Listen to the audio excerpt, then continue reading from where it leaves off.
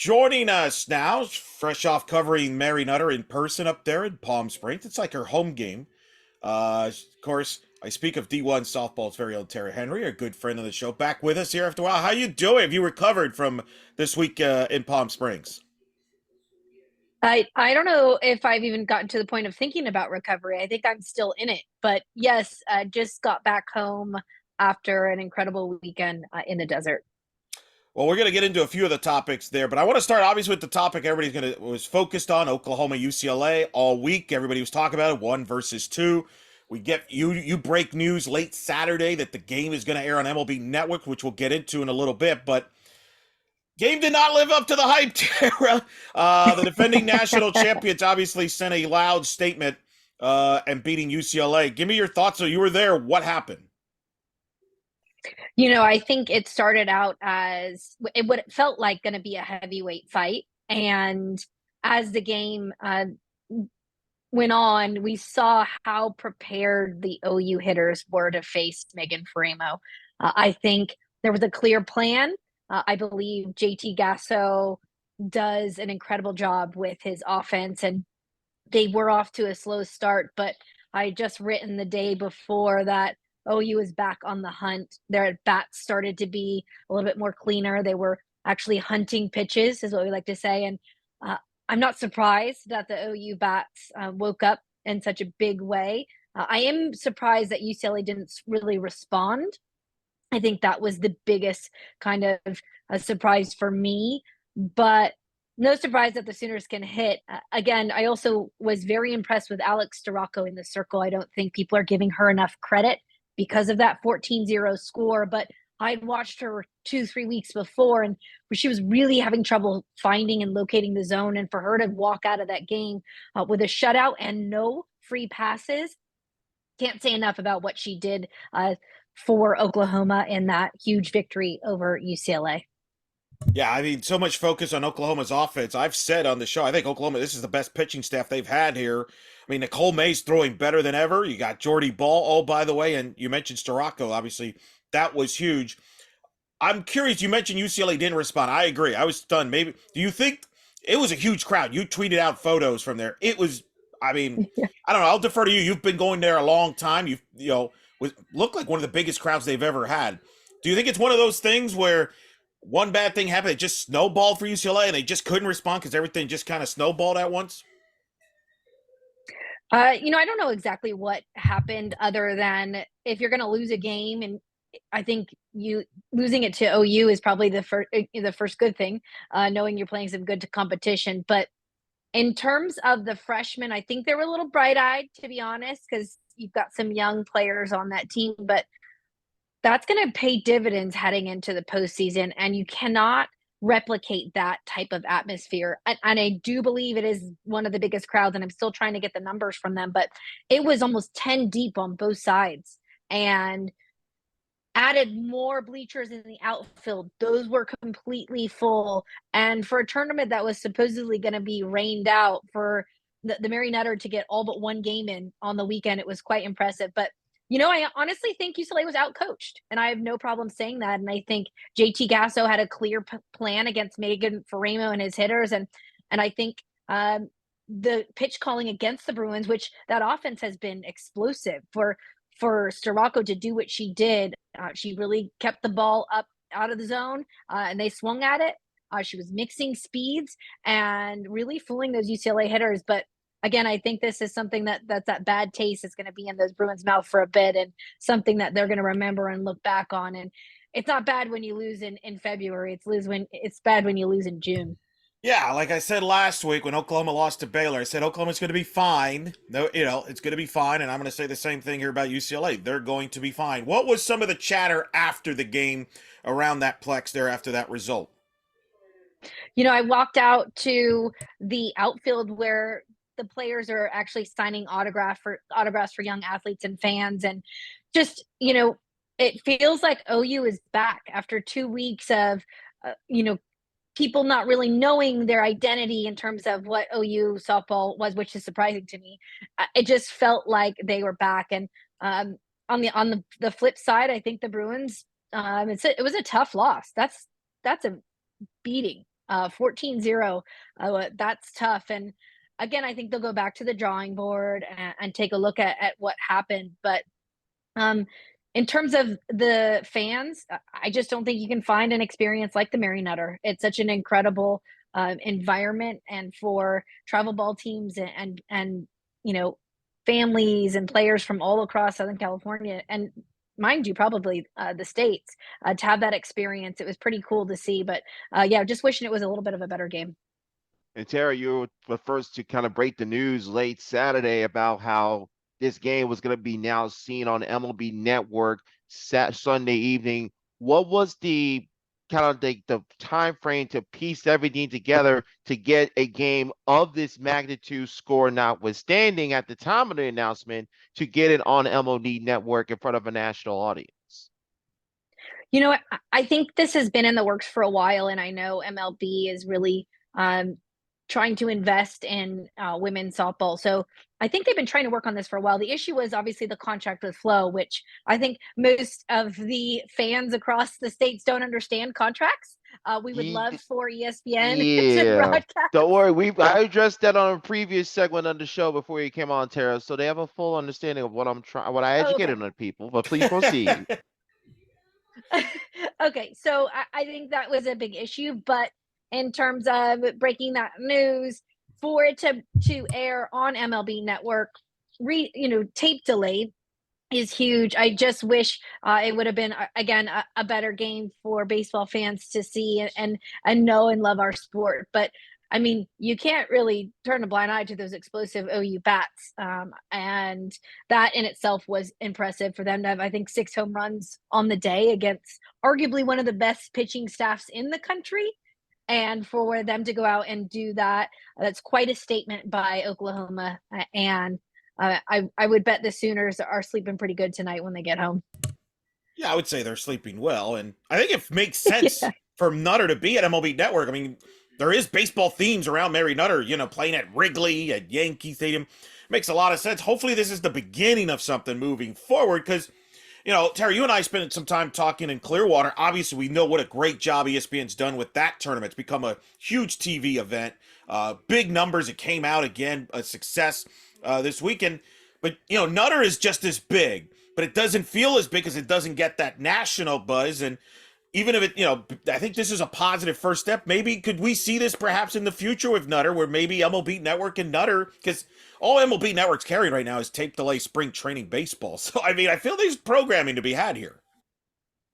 I agree, and I think we've heard a lot about flow softball and the broadcast and the commentators and you know I'm just glad that we get to see it. Number one, that's kind of what it was in the first place. But now we've got quality games and teams happening, and I think it's time for us to make a shift and really give these teams and these women justice for the incredible performances that they're putting on. So I could see a way forward to where a big company like ESPN does pick up the Nutter, and again, it all has to do with contracts. And Flo has had that tournament for some time, and it was if you both remember when we didn't have streaming other than ESPN, and ESPN wasn't even doing ESPN Plus, so Correct. Flo was the answer. And I think we're going to see hopefully a change here sooner rather than later, just again to give these athletes the right platform that they deserve. Hey, I remember the days where there was no streaming, period. Yes. All right. So, Yeah, you just read about it in the newspaper the next day. yeah, if Right? we're lucky, or the school site, like, I mean, it wasn't that long ago there. I mean, we had to go through the school sites, but, we'll see how that works out for that contract. Let's talk about the other teams in the field, because believe it or not, there was other teams other than Oklahoma and UCLA. I know it's a shock to some people in our audience, and I want to ask you first, give me a team that impressed you the most, not Oklahoma or UCLA, for example, but a team at Nutter that really caught your eye that you weren't expecting, that you're going to keep an eye on now the rest of the year that could make some noise. Cal State Fullerton. I think the Titans played incredibly well this past weekend and have some big wins, and they did so. They've got 3 SEC wins, and I really like the energy in that dugout. I think Danielle O'Toole has done an incredible job with that pitching staff. Idaho State transfer, and Haley Rainey. They've got Mika Sutherland and Racy Miranda. Those three, a trio of arms that had an ERA, I think, under one heading into the weekend. And I was impressed. And Delgadillo at the top of the lineup, just getting on base and putting a ton of pressure. Becerra with a walk-off home run, and Jesse Alcala. I really like the Titans, and I think they're going to be a force. They always are a force in the Big West, but I think they're going to be a force heading in deep into the NCAA tournament. Is this one of those situations, Tara, where you can see Fullerton kind of be like what San Diego State was last year, a non-power five team that if you're putting in the right draw outside of Westwood, that they can make a regional final, or if the breaks go their way, potentially be in a super?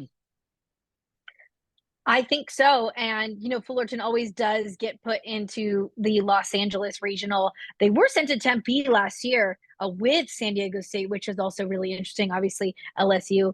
And I think they do have that possibility. And Fullerton, they are always tough. Let me tell you, for decades, they've been tough. But there's something about this team. And like I said, keep an eye on that pitching staff, because they've almost taken on Thule's kind of mannerisms and the way she plays. And obviously, she's a fierce competitor. So to have somebody like that as your pitching coach, and then to do so well on offense at the Mary Nutter, can't say enough about the Titans, and keeping an eye on them the next couple of weeks. I'll get to see them next week at the Judy Garmin. Judy Garman, we'll talk about that here towards the end. But while they had a great weekend, of course, one of the highlights for Fullerton was beating Florida, who had a tough Mary Nutter tournament for Tim Walton and company. Beat up by UCLA, beat up by Oregon, losing to Fullerton. What happened to Florida? No Skylar Wallace. I think she was out. Illness, I guess they were saying. What can you tell us about Florida? There are no excuses in terms of dropping that many games, but I do know they had a really rough travel schedule getting out of Gainesville, and various flights pushed back, having to switch airports, and had to eventually fly into LAX. And they really looked tired. They looked like they weren't having any fun, just weren't really happy to be there. And part of that probably has to do with the travel schedule. But again, no Skylar Wallace. We've always been worried about that pitching staff, and they hadn't been tested and hadn't played any ranked opponents. So to come out to Nutter, I think it was a rude awakening. We saw UCLA, really open up their at bats against Florida. But I wrote about this and saying this kind of happened last year with the Gators, and we were saying, oh my gosh, Florida, they're not doing well, and then all of a sudden they end up in the Women's College World Series. So they can play this bad and then potentially end up in OKC. And that's because that's a testament to Tim Moulton and his ability to develop teams. But right now, they're going to have to go back to the drawing board. And I know they go to UAB, so hopefully they can figure out what's happening there. But it was rough to watch all the way around. Yeah, very strange to see Florida not competitive in games. But that's what Nutter can do for you. But it is early, like you mentioned. I want to ask you about a couple of West Pac-12 teams: Oregon, Washington. Oregon really had a good weekend. Washington, I can't get a feel for them, Tara. I'm kind of confused. There are times where I'm like, wow, I really like what I see. And then they're just kind of some head-scratching results. I know part of it is the pitching. Life after Gabby playing.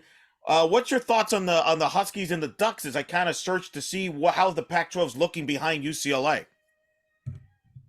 I think, Eric, we're all thinking the same thing about Washington. They go up and down in our poll where they look great one day and then they don't the next day. I think Ruby Malin is the key here. It is life after Gabby playing, but the rookie, tall, she's got a great demeanor on the mound. And I think if she's able to help carry that team and then get Kelly Lynch in there, because honestly, Kelly Lynch has some good stuff, and I've seen her throw a handful of good innings. It just sometimes I don't know if she loses focus or what happens, but she's got plenty of innings in her as well. So Washington, and they'll hit. One day they'll hit, one day they don't. So I'd like to see some more consistency out of Washington. We're talking about Oregon. Oregon, I watched a couple of their games this weekend, and wow, they really exploded in terms of hitting the long ball. I think on Saturday they had 20 hits as a squad, and impressed with Stevie Hansen. That she did a great job in the circle for the Ducks this past weekend. So again, another team that I would be surprised if we don't put them back in our rankings because they've got some pretty big wins. And Melissa Lombardi is starting to get that team to play together and get that offense going, which was slow to start as well. And I feel we talk about the Pac-12, we kind of leave Oregon State out of the conversation. They had another solid weekend. The loss to Fullerton notwithstanding. Is Oregon State, I know they don't have a zone from last year and that run to Oklahoma City.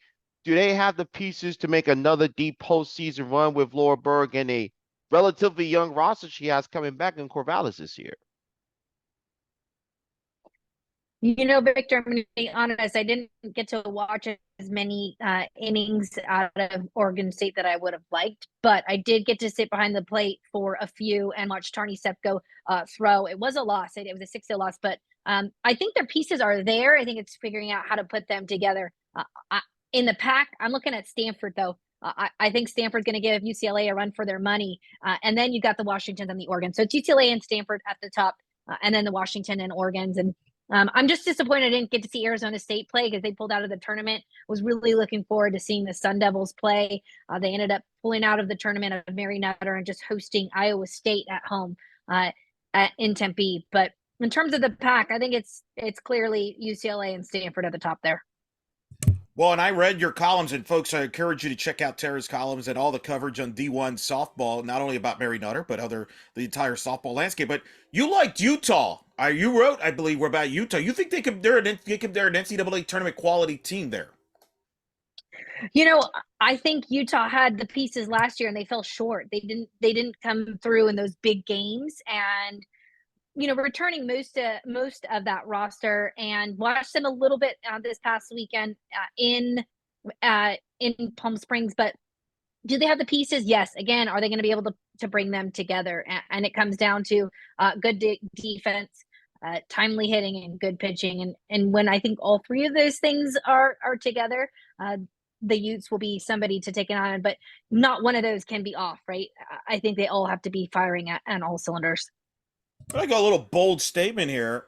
Is the Pac-12 perhaps a little better than the SEC right now? UCLA, I still think good. Stanford, I agree with you about Stanford. They're really good. You look at the SEC, our buddy Gray Robertson, a kind of a tough Sunday for Alabama, losing to Kennesaw State. Arkansas, we saw, is young. Florida's got some issues there. They got to sort out with the pitching. I think there's a lot more questions about the SEC to me right now than there is about the Pac-12. Well, I don't know why you're asking this question now, because we can take a look at the Women's College World Series just a season ago and take a look at that breakdown. So I won't say now. I like how you snuck that in. That was a good change-up by you. Very well played. I think you could say the Pac, SEC. I think you could say the West Coast. I'm throwing Cal State Fullerton in the mix there, and what they did against Tennessee. And I don't know if the SEC is down, but I would say the West Coast is I think kind of maybe took offense to some of that SEC talk all those years, and I think the Pac is. I'm not going to say the Pac is back, but because I think the Pac has always been the Conference of Champions. But I would argue that right now we're playing some pretty good ball here on the West Coast. Perhaps continuing the momentum from the postseason run. Maybe that's a fair deal, right? Making all the teams World Series. They're kind of continuing that momentum. There you go. I think that's a great way to put it. They're just continuing the momentum. And we can't forget about the Big 12 because they've got a lot to say in that Big 12 as of late. So I would argue the Big 12 and the Pac-12 are the ones to keep an eye out. I think that's pretty accurate. Oklahoma and Oklahoma State, Texas Vatech just split games. I'll leave you. You mentioned the Judy Garman. That's your next to your coverage, the tournament. What are you looking forward to seeing at the Judy Garman? The Judy Garman is such a special tournament and been around for decades. And last year I got to sit next to Judy Garman and chat with her, former head coach at Fullerton. And it's got two fields really close to one another. And again, a really nice family atmosphere. But UCLA will be there. I believe UCF is coming out. That's correct. LSU, we'll see you there. Yeah. Yeah. LSU, I think. Are you guys coming out? I will be. We'll be watching from afar a little bit there. We're I'll trying. be Oh, look, I'm taking a week off. I'm resting. He's resting. We're trying to save the budget for next year. I mean, Victor had the trip in Rosemont where he got stuck in a delay flights too. I mean, he Don't can relate. remind You can relate to the Florida Gators on the flights, Vic. there you don't go. remind me about my trip to Rosemont and that. Did you hear this story, Tara, Well, about him, the Rosemont and Athletes no. Unlimited? So he travels to go to Rosemont. The day he lands in the in Chicago is the day Carol Hutchins retires. Okay, so now that right there, what a tone setter to begin the week. He's covering Athletes Unlimited for that week, which is the week that Chittister obviously retired. It was a great event. Weather messed up, Victor. Right? You end up flying. You get delays. The Monday episode, the episode Yeah, you heard of the Athletes Unlimited recap was done with me literally at O'Hare International that's right. Airport waiting for my flight, Oh, which never arrived. And I had to go to another airport in Chicago. Yeah, I don't like to remember that day there you in go. See, Chicago. Vic, so you and Florida have some in common, some traveling adventures there. Yeah, but we bounced back. Well, hopefully Florida will bounce back like I bounced back. That's So that's that's the motto there for Florida. yes, There you go, Tara. Those are some of the road travels there. Hopefully you haven't had one of these yet in your travels. I travel a lot. And if you even want to talk travel stories, that's going to be a whole nother podcast. I won't bore you with those details here. But again, I really want to see LSU in person. We're talking about the SEC. I haven't seen LSU play in person, so excited to see them out here and really get a feel for kind of what's happening with the Tigers.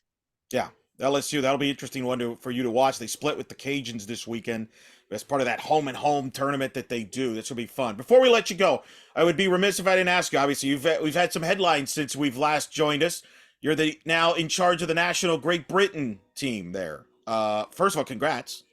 Uh, tell me Thank about you. that. Tell me about that. What's that going to be like for you now, taking over that program, which has been growing on the rise? Georgina Corrick, obviously, Katie Burge, among others. Tell me about that move for you there. It's an incredible honor, first and foremost, and cannot thank Gary Anderson enough and Great Britain Softball for entrusting me with this because international softball is actually something that is near and dear to my heart. And I think you both know that. Not a lot of people do. So to be able to help lead these women at the World Cup this summer has been nothing short of incredible. And just keep an eye out. We're going to be in Dublin. We'll be with Team USA, Team Australia. We'll be there along with Ireland, Botswana, and we're waiting for the Asia qualifier to figure out who that last opponent will be. But excited for this squad, and there's a ton of talent and a ton of young talent coming up. So just really honestly thankful and honored to lead this squad and balancing that and a little bit of D1, well, a lot of bit of D1, and balancing, making sure that we're prepared to head to the World Cup this summer. It's been a great experience thus far. Well, I've been applauding that because I know we've had so many guests and we've talked about trying to get the softball consistently back to the Olympics. Europe is a big focus on that. And I applaud you for trying to add your contributions there to help grow the game in Europe there. Do you believe that we're in a positive direction there? I do. I think, we've got Italy and the Dutch and obviously Great Britain who are continually placing the top of European softball, but Europe has never been to the Olympics or won a medal in the Olympics.